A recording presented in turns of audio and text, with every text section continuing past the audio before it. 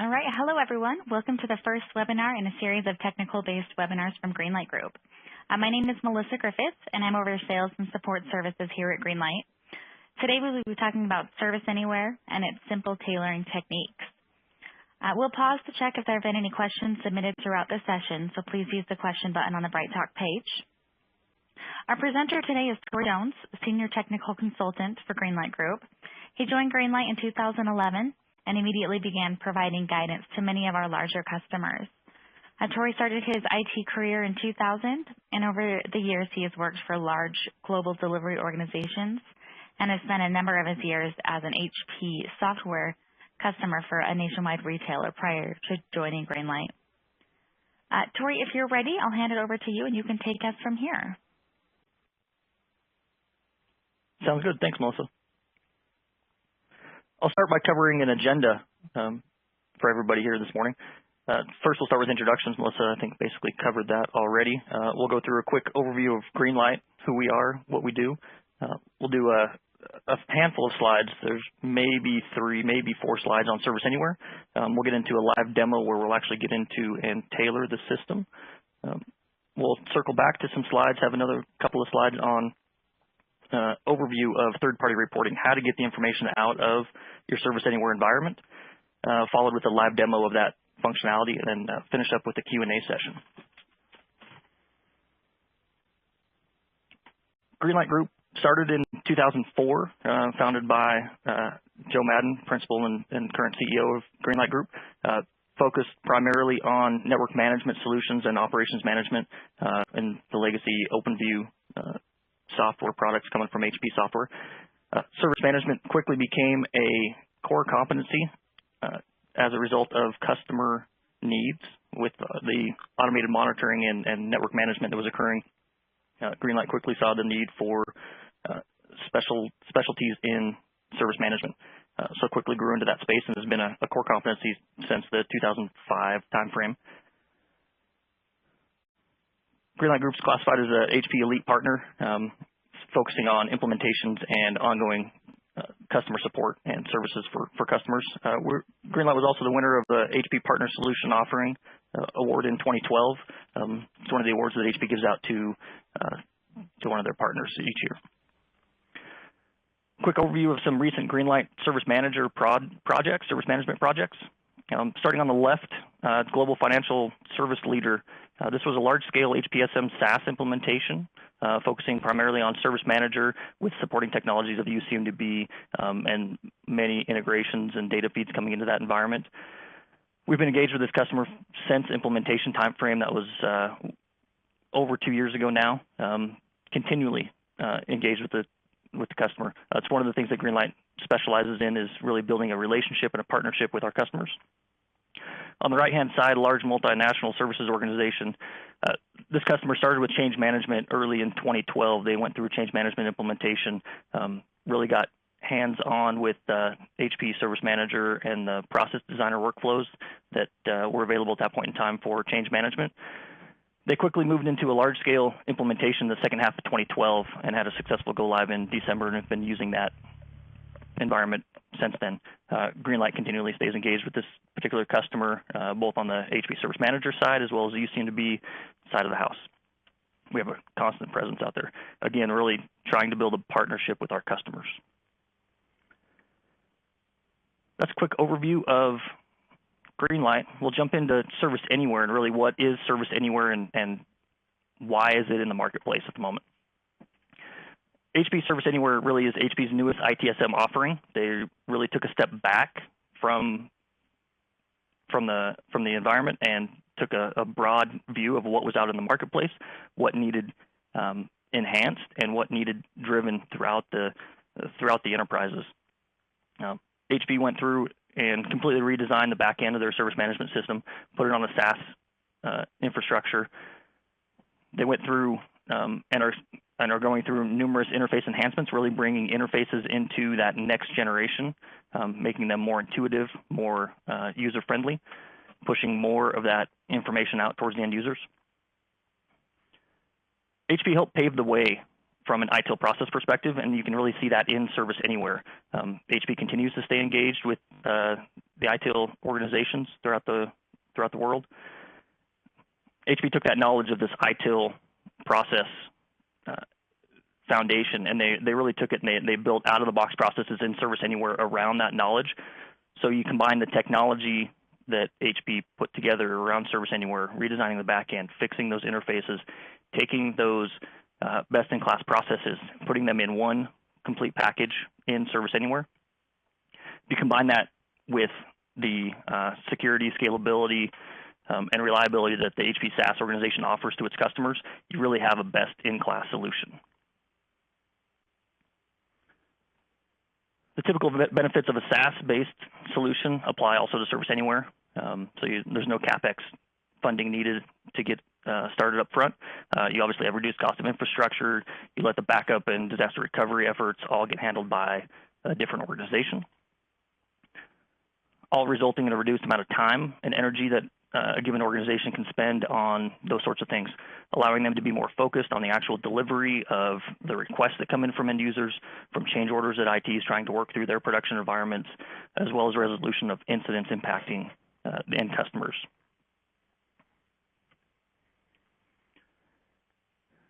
Getting into the depths of Service Anywhere. And really the application itself. So we obviously talked about the SaaS aspect. Let's talk about the actual application itself. HP really spent a lot of time, effort, and energy on providing a simple and powerful tailoring suite, really removing the need for the application administrator to be a programmer, taking things like editing of forms, making that simplistic, simplifying the table editing needs so you can add custom fields quickly and easily, all the way down to redesigning of the processes and enabling customers the capability to quickly and easily adjust those process flows to fit the exact needs of that given organization. All of this can be done without writing code, and we'll actually take a look at this today in the live demonstration. It really drives home what it means to be a administrator. You can really start to alleviate a lot of that technical need from your application administrators and make them more business focused. This concept of simplifying the configuration extends also into the day-to-day administration of the application. Everything from managing of your interactions to managing of your incidents and problem records, managing your change management process. All of these things simplified a great deal in Service Anywhere platform. Of course, out-of-the-box integrations are available. Quick integrations out of the box to LDAP connectivity, so you can grab users, groups, and other data points. You can map those directly against your Active Directory structure. So getting up and running is quick and is obviously a desire of every new implementation, regardless of the technology. Service Anywhere can be stood up quickly, a lot of times in a matter of weeks as opposed to a matter of months, like a lot of other vendors and platforms. Getting up and running quickly, you obviously don't want to be impacted by system updates. So HP takes a automated upgrade and an agile release strategy, couples them together to really effectively deploy new updates and new functionality to the system on a regular basis without impacting anything that you as a customer are actually doing. So your deployment efforts aren't actually impacted by anything that HP is actively working on. Of course, we can't forget the social collaboration aspect of the service management environments of today's world and of tomorrow's. Really being able to have instant message conversations in the technology itself. So in the ticket, you can actually track instant message conversations between different engineers in the organization, and those instant message conversations get associated to the ticket. So anybody else coming in and looking at that ticket has that history and can quickly and easily come up to speed around the past conversations around it.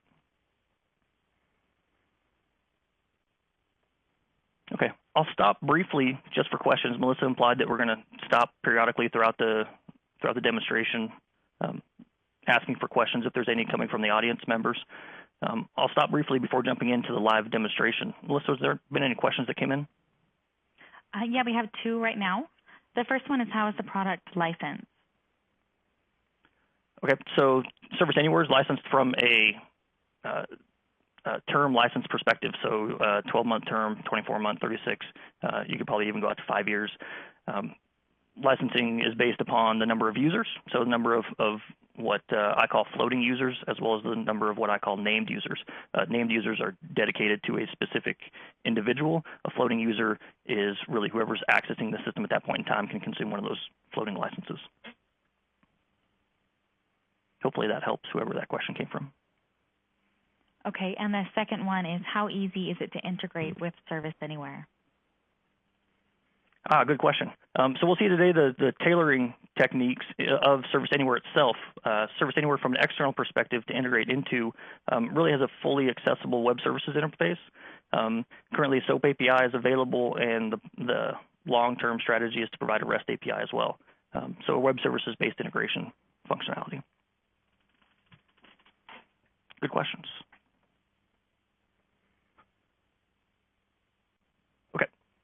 Let me jump out to demonstration. I'm going to walk through a live Service Anywhere environment. Log in here as our administrator, Joe Madden. So Service Anywhere Web 2.0 interfaces, and these interfaces, I think you'll be nicely surprised in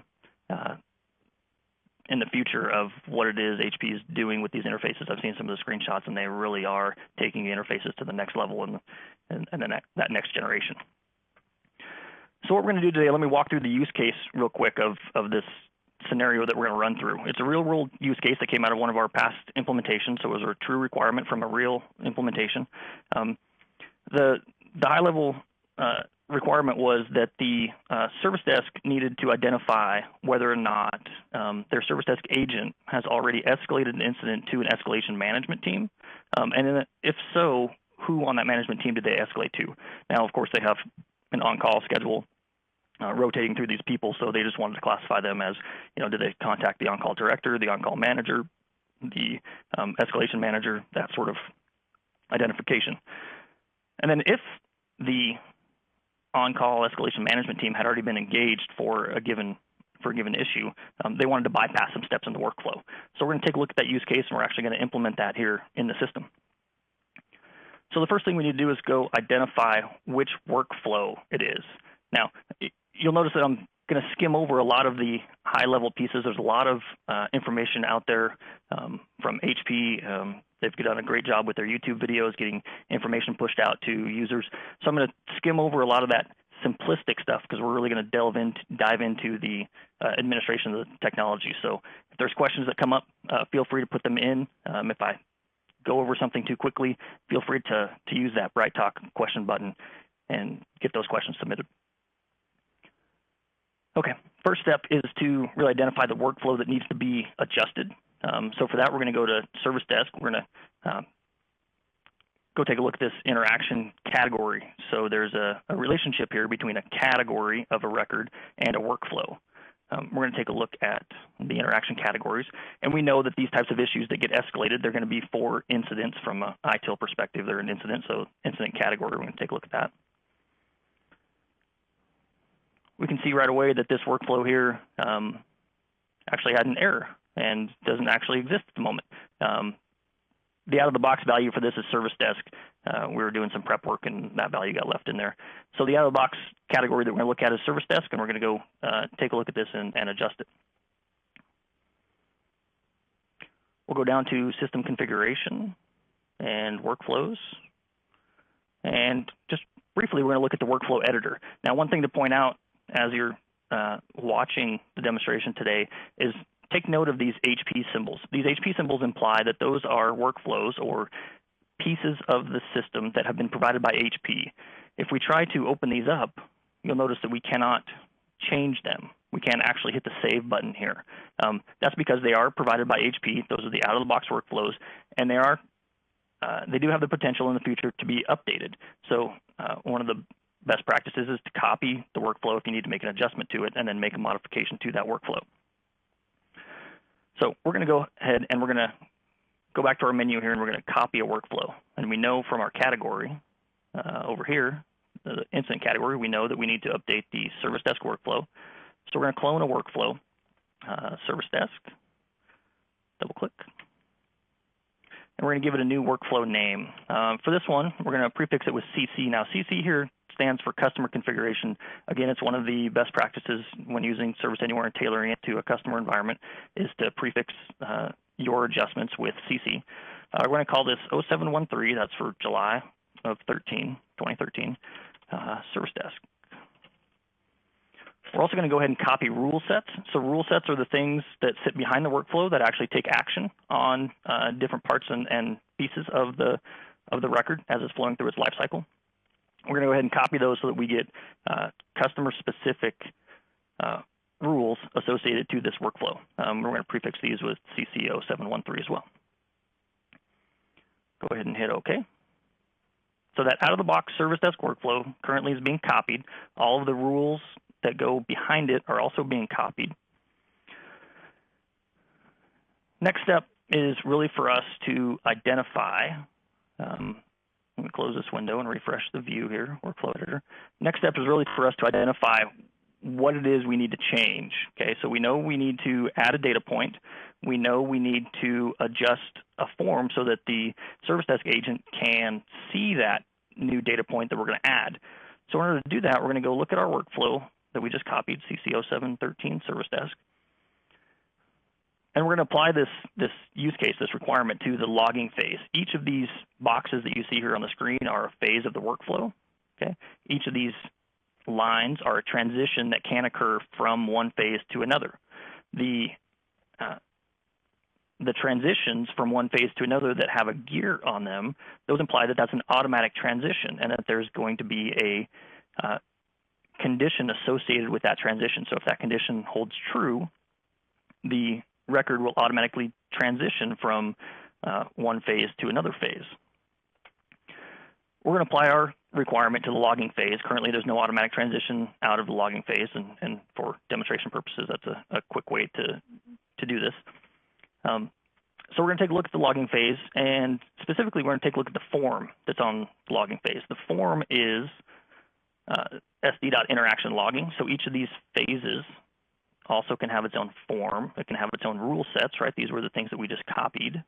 So we can see that throughout the workflow here, the form changes, the rules change.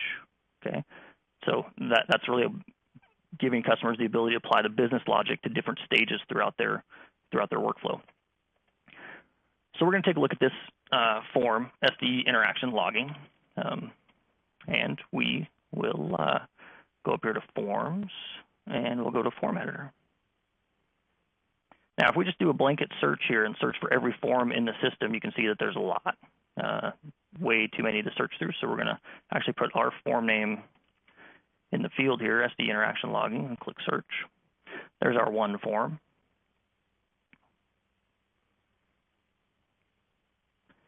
Pulling this form up, we can take a look at it. We can see the form editor as it comes up. We can see over here on the left our available fields. There's a slew of them, every field that's available on that particular record type, and then the selected fields and the order in which they'll be displayed. And then if we select one of these, we can see that there's a series of properties associated to each of these fields. So what we want to do is actually add a field, but it's not yet available in the system. So we're going to go add it using the table editor. This is another one of those utilities that HP really has spent a lot of time on in order to make life easy for system administrators. We're going to go to Table Editor, and we know that we're working with SD interaction, so we're going to filter here for SD interaction. There's the table. Now, the Table Editor has a couple different key sections to it. First off, it has fields. These are all the fields stored directly on that record type at the database layer. You can see that there's a number of them, most of them with an HP symbol on them, implying that they're an out-of-the-box field that we cannot change. There are some, oops, I'm sorry, I scrolled too quick. There are some down here at the bottom that have been added that are not HP-specific fields. So those are fields that were added from a customer configuration perspective. Along with fields, we also have relationships. So again, fields are those things that are stored right on that record in the database. A relationship is truly a relational a relationship out to a different record. So we can see that there's lots of relationships to the SD interaction record type. They can have a service target. It can have an assigned functional group. It can have an assigned person.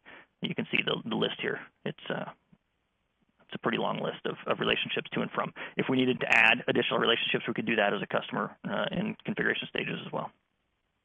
In our case, we're going to go add a new field. Okay. We're going to call our new field CC escalated to. CC here standing again for customer configuration. Escalated to field caption. So this is the name of the field that will actually be presented to users, or the field name is the actual name of the field on the record. So there's a friendly name for the field, and then there's also I'm going to call it a database name, if you will. It's the name of the column, or that he gets translated into a column name at the database layer. So our caption here is just going to be escalated to field type. As you can see, common field types here are available. One that's a little different is enumeration. This really stands to account for that case where you need to provide a list of values for users.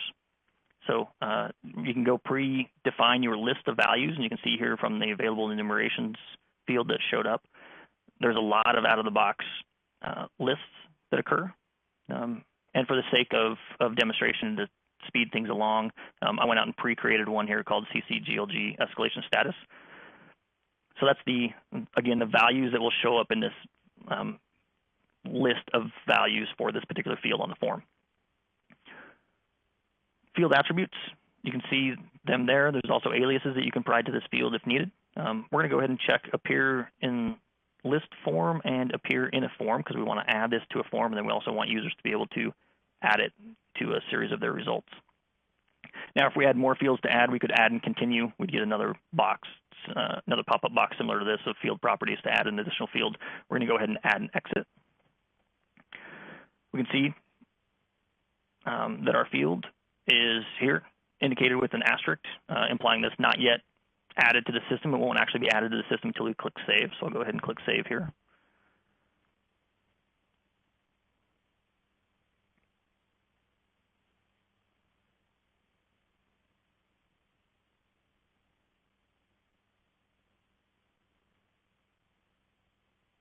What the system is doing right now is going out and adding that column to the database, making sure that all subsequent records that needed updated or database updates that needed to occur are occurring at this point in time.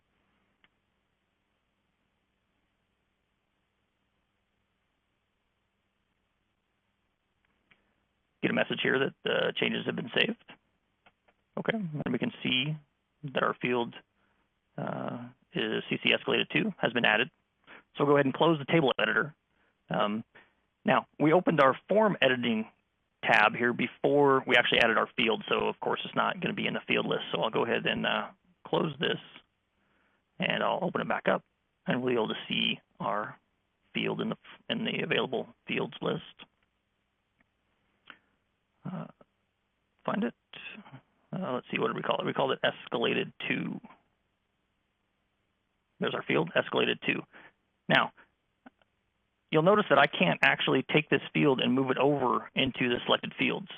The reason for that is because this is an out-of-the-box form, right? If you noticed on the previous screen, there was indicated by a HP logo right next to it. So what we actually need to do is copy the form. So we're going to copy the form. We're going to call it cc.sd interaction logging. Actually, let me use the same nomenclature that HP used, SD capital I and logging. Prefix with CC, standing again here for customer configuration. Okay, changes have been saved.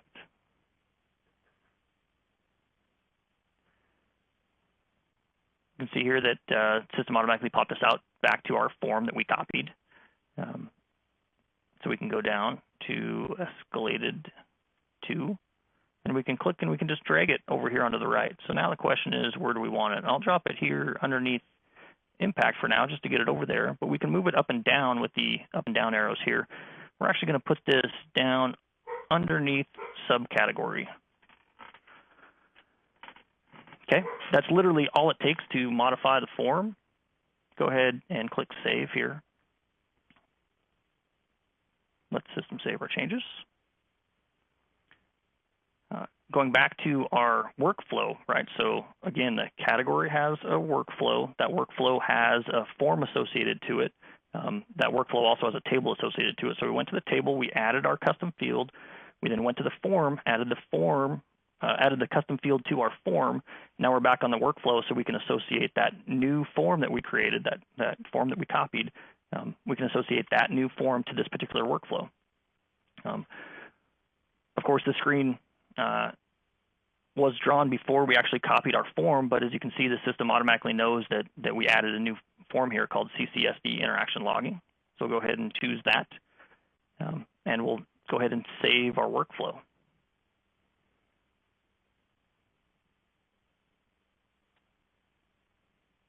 So what we've done so far, again, added a custom field to the database. We've added that new field to the form, and we've updated a workflow.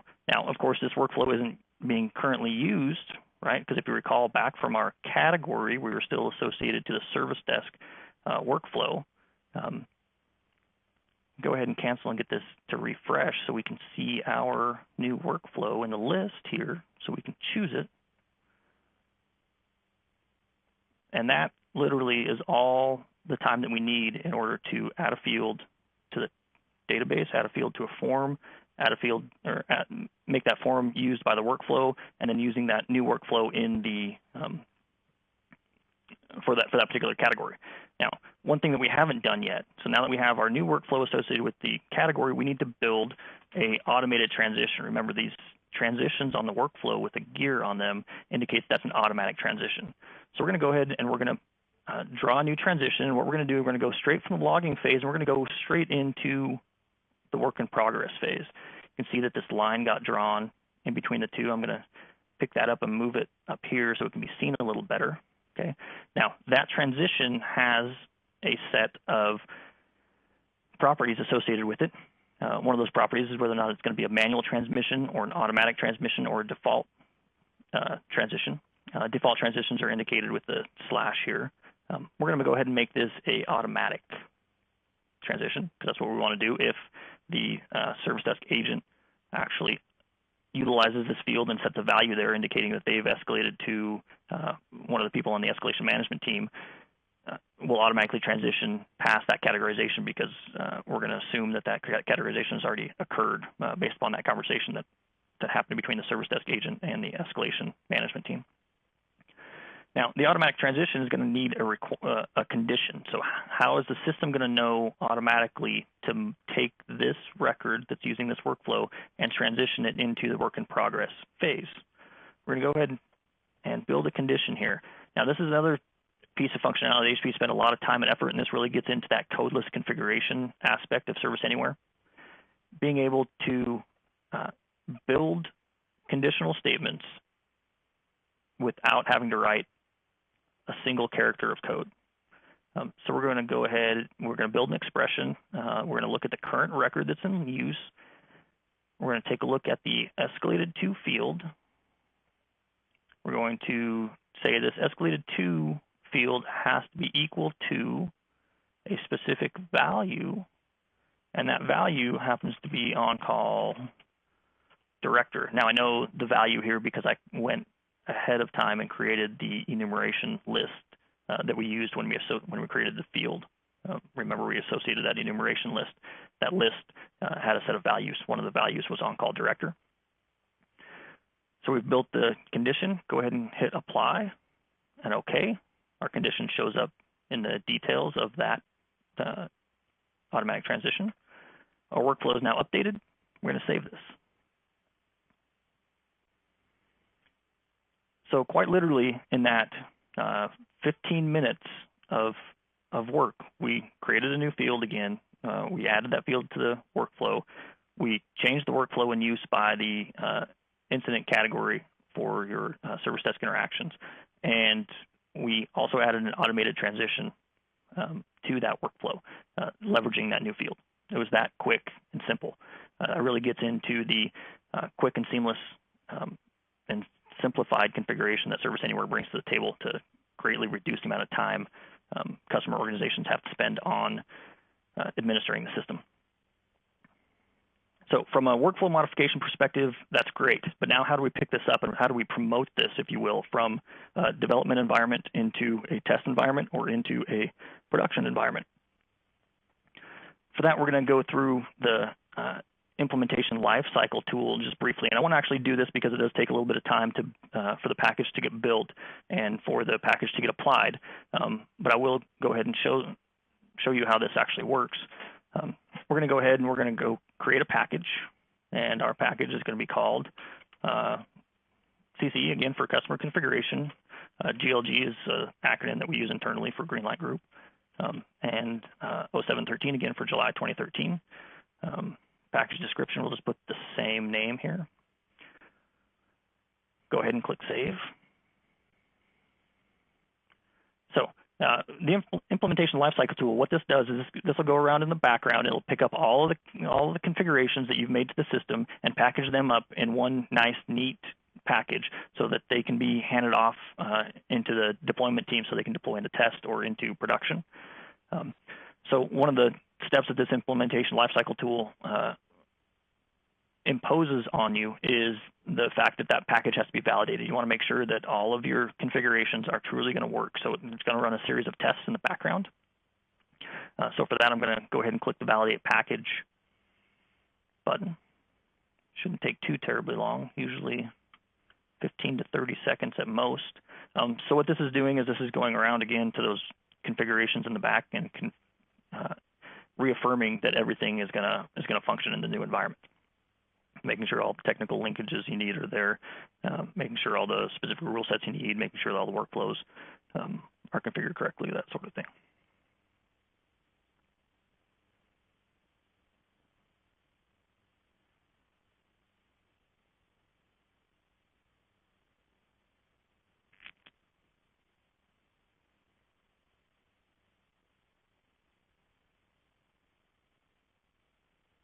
It's taking a little longer than usual, but still chugging along.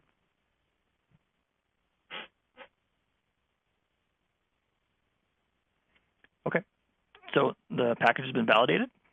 We can see down here in the package test results that we have a series of successful tests that were executed. Everything there is looking good. Take a quick look at the workflow of this implementation lifecycle tool. So we started at the start phase where we actually created the package. Okay, we created the package and logged it. We then validated the contents of that package, right, with the validate package action that we just performed. The next thing that's going to happen is there's going to be an export that occurs automatically, a package that gets created automatically, at which point we can come back in and actually download the package to move to the different environment. What triggers that next step to occur really is the schedule export button here. I won't do that because it does take a little bit of time for it to promote itself between these different phases in order to complete all that action. So we'll go take a look at a package that's already had this happen to it. So this particular CCGLG 0513 has already had a package created and is ready to migrate to the next environment. So when your package gets this far through the life cycle, you get provided with two files here in the package files section, a .pkg file and a .pkg detail file. Both of those get leveraged in the next step. I could download these. I already have these particular files downloaded. You merely just select them, save them, and that download's done already. Same thing with the PKG detail file. So to apply these to a different environment, you go to the Apply Package section of the Implementation Lifecycle tool. Nice little wizard here walks you through this. Pick your package name, choose our files. If we go to downloads, there were a couple of them. I won't actually hit go on this, but you can get the sense of what happens here. So the next step, I won't actually hit OK, but the next step would be to ask for that PKG DTL file, which actually has the contents. You go ahead and click Finish, and a few moments later, your system's been updated with the contents of that newest package. With that, we looked at, again, modifying of a workflow, adding a custom field, using it in that workflow, automated transitions, updating of forms, packaging up those adjustments, and being able to migrate them between a development environment into a test environment into a production environment. That concludes the Service Anywhere portion of the demo. So I'm going to jump back to some slides, and I want to pause for a second, Melissa, and see if there's any questions that came in during that demonstration.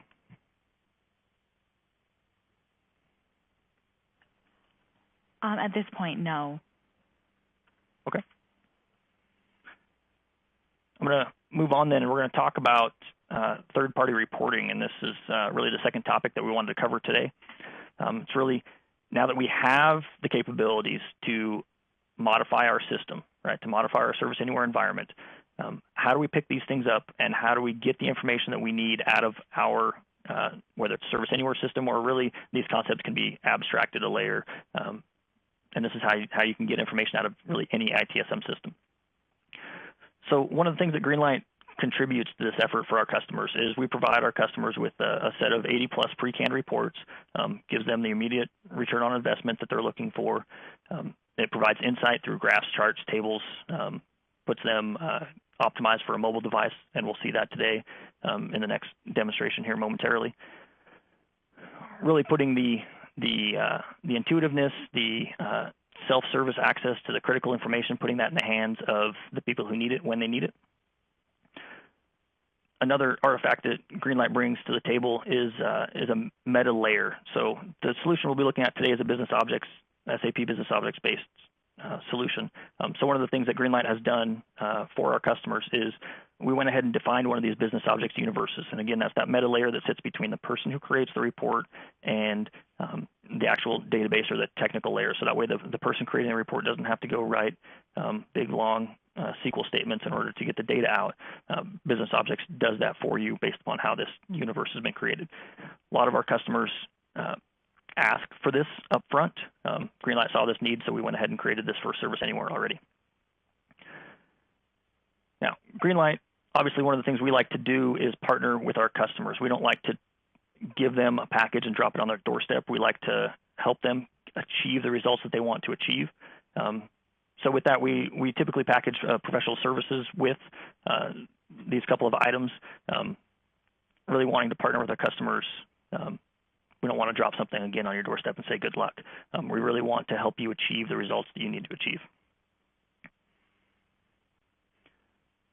As I mentioned, the solution we'll be looking at today is a SAP Business Objects-based solution.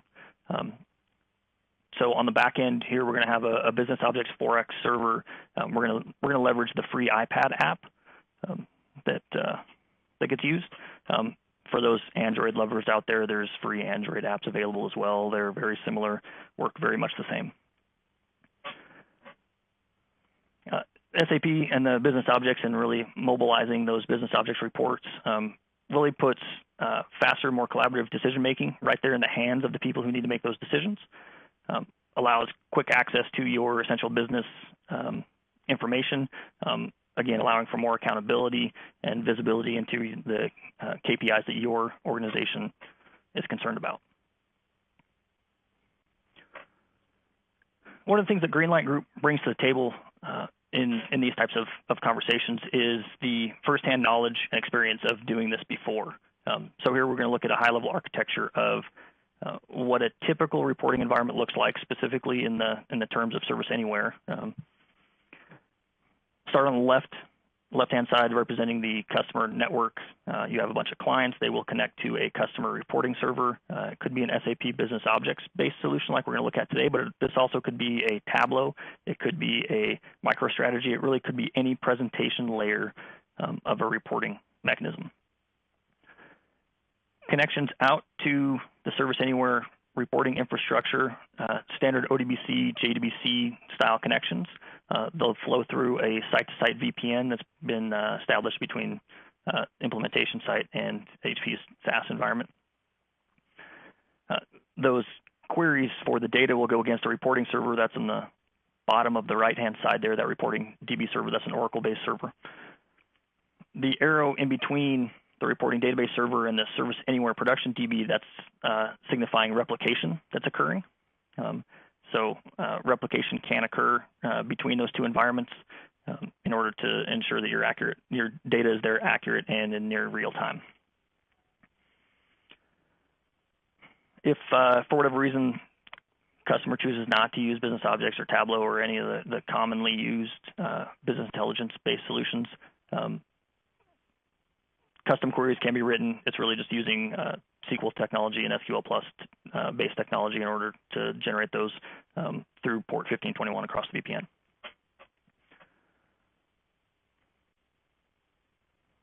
Okay, it's time for demo, but I wanted to pause again in case there's additional questions that came in, whether left over from Service Anywhere section or anything related to the reporting overview that we just went through.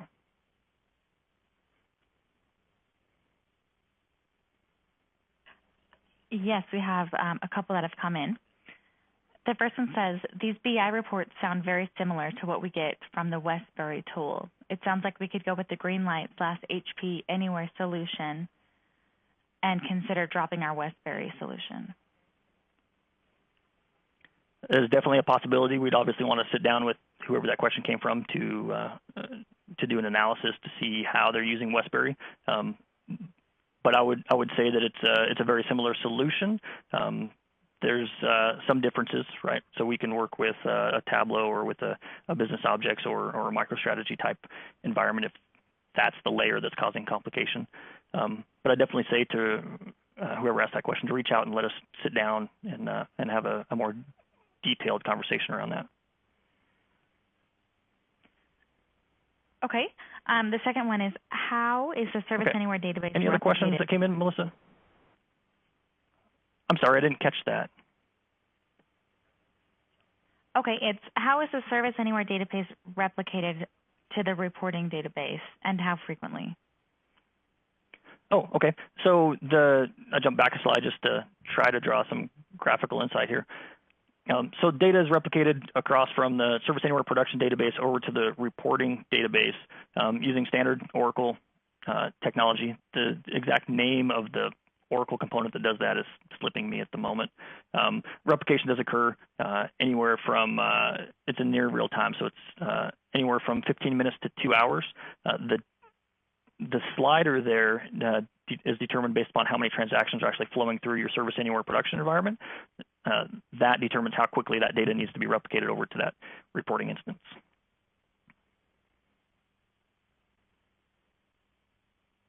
Okay, we have a section for Q&A at the end, Melissa, so if there's any more, just hold those for a second. Let me get through this next demo. I want to make sure I get this out there so that everybody can see it. Let me jump out here. Now, the demonstration that I'll be going through today is actually going to be driven from my iPad. So as you can see up here on the screen, hopefully this is coming across correctly. I maximized it so that it can be seen a little better. So this is the SAP Business Objects app running straight from my iPad. So I'm not touching my computer at the moment. I'm actually interacting with my iPad to show this information to you. We can see that there's a handful of reports out here, and a couple that we wanted to look at today were the Service Desk Interaction Report, as well as the Incident Management Report. First one we'll take a look at is Service Desk Interaction Management. Well, this is loading up. So again, this is on my iPad. I could be doing this while I'm sitting in a meeting, looking at a handful of different charts, perhaps in a metrics report session of some kind, and I could actually be looking at the data live right here on my iPad and interacting with it in that way. So we can see there's a handful of charts and graphs here. Slide to the next page on the right, we get a few more that show up. Hit this little button in the upper left, and these are different tabs. For those of you that are familiar with web intelligence and the business objects infrastructure, these are really just different tabs on the same report. So we can jump through. We can go to the number of interactions. So these are a set of reports that we have here.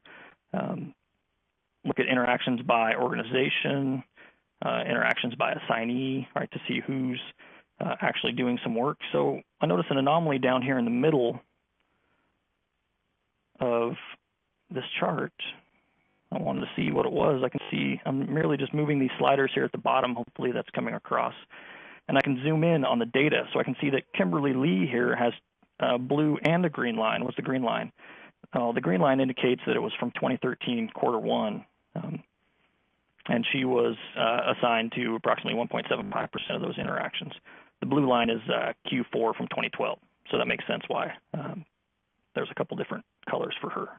But that's the sort of thing that you can interact with, that you can dive into to get that information right there on your mobile device from these reports.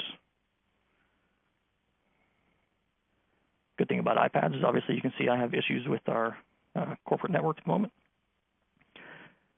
One of the other things I wanted to show you is the refresh of this data. So obviously your data can be changing underneath you at every minute of the day. So one of the things that this solution allows you to do is the capability to refresh. Now, if I draw your attention to the pie chart in the upper right-hand corner, I can currently scroll through these and I can see numbers of 3.9%, 1.8%. The biggest one here being 82.5% of apparently organizations that are not associated to customers of those records. I'm going to hit the refresh button here in the upper right-hand corner, and this is going to go pull that data again, simulating that the data is changing underneath us, right? So as we're going through our day and data is changing, we can get refresh of that data. So again, this is causing the Business Objects server to go out to the Service Anywhere reporting database and pull this information down again.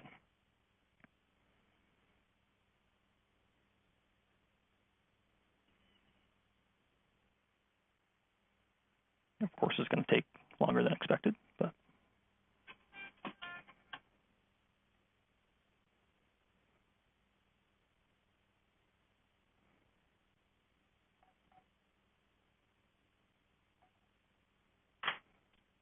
okay, there it goes. So data refresh right there, live in front of our eyes. We can see that percent of interactions per organization, that big green section, reduced down to 69.9%, down from the 82% and change. That's the bulk of what I wanted to show. I know we're getting short on time, Melissa, and I know we had some. I believe we're going to have some questions. We have a Q&A section here at the end, so I'll drop back out of the demonstration and jump down to Q&A. All right. This first one is around the reporting package, wondering how that is licensed.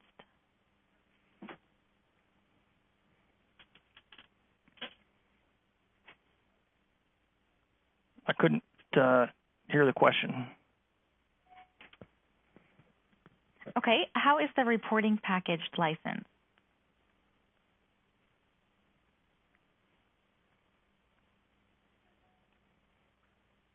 Not sure if anybody can hear me still, but it appears as though we're having problems with our corporate networks. Our telephone systems might be having an issue at the moment as well. With that, we will wrap up and conclude the webinar. I apologize for the technical complications that are occurring here towards the end. Really do wish we could have answered more of your questions. So with that, we'll go ahead and close off the webinar. Thank you, everybody, for your attendance.